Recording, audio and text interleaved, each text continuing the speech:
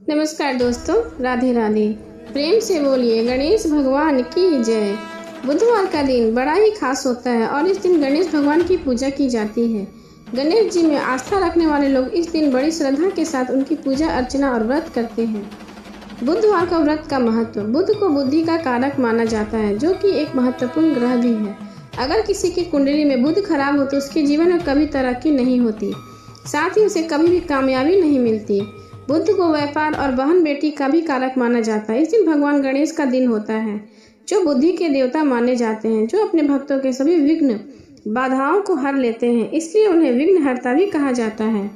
अगर कोई इनका सच्चे मन से पूजन करे तो उनको जीवन में कभी धन और सुख समृद्धि की कमी नहीं होती। इस व्रत को करने से आपके यहाँ अन्न के भंडार कभी खाली नहीं होते। भगवान गणेश विघ्नहर्ता भी कहे जाते हैं। उनकी पूजा अर्चना करने से जीवन में सभी दुख दूर हो जाते हैं। इस दिन व्रत रखने का भी विधान है। अगर कोई इस दिन सच्चे मन से गणेश जी की आराधना करता है तो उसके जीवन में धन और सुख समृद्धि की कमी नहीं रहती। यदि आपका कमाया हुआ धन व्यर्थ जा रहा है तो बुधवार का व्रत जरूर करें। बुधवार व्रत की पूजा विधि। गणेश जी की पूजा करने से पहले संकल्प लें, क्योंकि किसी भी पूजा को शुरू करने से पहले संकल्प लेना आवश्यक होता है। बुधवार को व्रत 7, 21 या 45 बुधवार तक किया जाना चाहिए और इसकी शुरुआत महीने के शुक्ल पक्ष से करने उचित माना जाता है। किसी भी व्रत की शुरुआत पितृ पक्ष या कृष्ण पक्ष में नहीं करनी चाहिए। बुधवार को स्नान ध्यान से निर्वृत्त होकर सबसे पहले तांबे के पात्र में भगवान गणेश जी की मूर्ति स्थापित करें। पूजा के लिए पूर्व दिशा की ओर मुख करना शुभ माना जाता है। यदि पूर्व दिशा में मुख करना संभव न हो तो आप उत्तर की ओर मुख करके पूजा की शुरुआत कर सकते हैं। आसन पर बैठकर भगवान गणेश जी को फूल, धूप, दीप, कपूर, चंदन से पूजा अर्चना करें। मान्यता है कि पूजा में दूब यानी दुर्वा अर्पित करना बहुत शुभ माना जाता है। इसके बाद गणेश जी को मोदक अर्पित करें। इसके बाद गणेश मंत्र का 108 बार जाप करें। अब सुने बुधवार की व्रत कथा। एक बुढ़िया थी, वो बहुत गरीब थी और अंधी थी। उसके एक बेटा और बहू था। वह बुढ़िया सदैव गणेश जी की पूजा किया करती थी। एक दिन गणेश जी ने प्रकट होकर उस बुढ़िया से कहा, हे बुढ़िया माँ, तू जो चाहे सो मांग ले। बुढ़िया बोली, मुझसे तो मांगा नहीं जाता, मैं कैसे मांगू। तब गणेश जी बोले, अपने बेटे और बहू से पूछ कर आना। तब बुढ़िया ने अपने बेटे और बहू से कहा, गणेश जी कहते हैं कुछ मांग ले, बता मैं क्या मांगू। पुत्र ने कहा, माँ तो धन मांग ले। बहू से पूछा तो बहू ने कहा, नाती मांग ले। तब बुढ़िया ने सोचा कि ये तो अपने मतलब की बातें कर रहे हैं। अंत में उस बुढ़िया ने पड़ोसन से पूछा तो उन्होंने कहा, बुढ़िया तू तो थोड़े दिन ही जिएगी, क्यों तू धन मांगे और क्यों नाती मांगे। तू अपनी आंखों की रोशनी मांग ले, जिससे तेरी जिंदगी आराम से कट जाए। इस पर बुढ़िया बोली, यदि आप प्रसन्न हैं तो मुझे 9 करोड़ की माया दे, निरोगी काया दे, अमर सुहाग दे, आंखों की रोशनी दे, नाती दे, पोता दे और सब परिवार को सुख दे और अंत में मोक्ष दे। यह सुनकर गणेश जी बोले, बुढ़िया माँ, तूने तो मुझे ठग दिया, फिर भी जो तूने मांगा है वचन के अनुसार सब तुझे मिलेगा। और यह कहकर गणेश जी अंतर ध्यान हो गए। उधर बुढ़िया माँ ने जो कुछ मांगा था वह सब कुछ उसे मिल गया। हे गणेश जी महाराज, जैसे तुमने उस बुढ़िया माँ को सब कुछ दिया वैसे सबको देना। प्रेम से बोलिए गणपति महाराज की जय।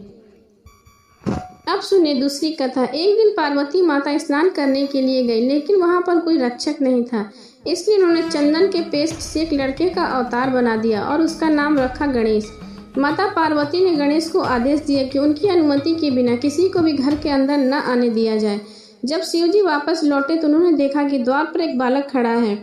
जब बालक वे अंदर जाने लगे तो उस बालक ने उन्हें रोक दिया और नहीं जाने दिया। यह देख शिवजी क्रोधित हुए और अपने सवारी बैल नंदी को उस बालक से युद्ध करने को कहा, पर युद्ध में उस छोटे बालक से नंदी को हरा दिया। यह देखकर भगवान शिव जी ने क्रोधित होकर उस बालक गणेश का सर काट दिया। अब माता पार्वती वापस लौटी तो वह बहुत दुखी और जोर जोर से रोने लगी। शिव जी को जब पता चला कि उनका स्वयं का पुत्र था तो उन्हें भी बहुत गलती का एहसास हुआ। शिव जी ने लापरवाही को बहुत समझाने की कोशिश की, पर वह नहीं मानी और गणेश के नाम लेते लेते और दुखित होने लगी। अंत में माता पार्वती ने क्रोधित होकर शिव जी को अपनी शक्ति से गणेश को दोबारा जीवित करने के लिए कहा। शिव जी बोले, हे पार्वती, मैं गणेश को जीवित तो कर सकता हूँ, पर किसी अन्य जीवित प्राणी के सर को जोड़ने पर ही। माता पार्वती रोते रोते बोल उठी, मुझे अपना पुत्र किसी भी हाल में जीवित चाहिए। यह सुनते ही शिव जी ने नंदी को आदेश दिया, जाओ नंदी, इस संसार में जिस किसी प्राणी कि जीवित प्राणी का सर तुमको मिले, काट लाना। जब नंदी सर खोज रहा था तो सबसे पहले उसे एक हाथी दिखा, तो वो उसका सर काट कर ले आया। भगवान शिव ने उस सर को गणेश के शरीर से जोड़ दिया और गणेश जी को जीवन दान दे दिया। शिव जी ने इसलिए गणेश जी का नाम गणपति रखा और बाकी सभी देवताओं ने उन्हें वरदान दिया कि इस दुनिया में जो भी कुछ नया कार्य करेगा पहले जय श्री गणेश को याद करेगा और किसी भी पूजा में सर्वप्रथम गणपति की पूजा होगी, उसके बाद अन्य देवता की पूजा की जाएगी। अब सुनिए गणेश जी की सवारी मूषक की कथा। एक समय की बात है, बहुत भयंकर असुर का राजा गजमुख था। वह बहुत शक्तिशाली बनना और धन चाहता था। वह साथ ही सभी देवताओं को अपने वश में करना चाहता था, इसलिए हमेशा भगवान शिव से वरदान के लिए तपस्या करता था।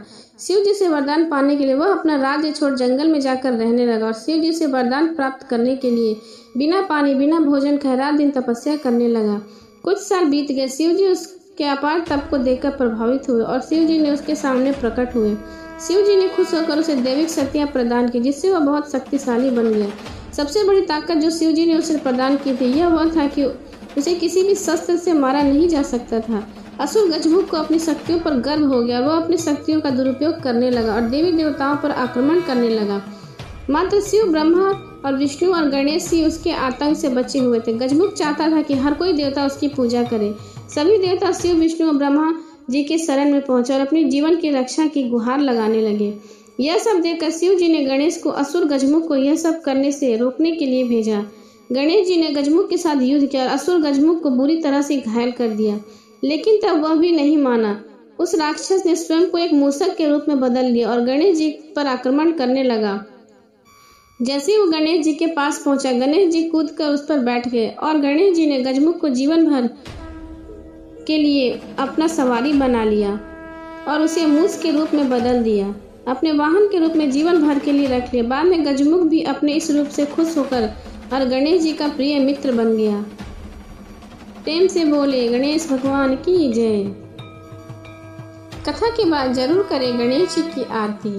सुख करता दुख हरता वार्ता विघ्नाची, नुरवी पूर्वी प्रेम कृपा जयाची, सर्वांगे सुंदर उठी सेंदुराची, कंठी झलके माल मुक्ता फलाची, जय देव जय मंगल मूर्ति, कृपा दर्शन मात्रे मनोकामना पूर्ति, जय देव रत्न खचित भर तुझको गौरी कुमरा, चंदन उठी कुमकुम केशरा, हीरा जड़ित मुकुट शोभतो बरा, रुंझनी नुपुरे चरनी घारिया, जय देव जय मंगल मूर्ति, दर्शन मात्रे मनोकामना पूर्ति, जय देव लंबोदर पीतांबर फनिवर वंदना, सरल सोंड वक्रतुंड त्रियना, दास रामाचा वाट पाहि सदना,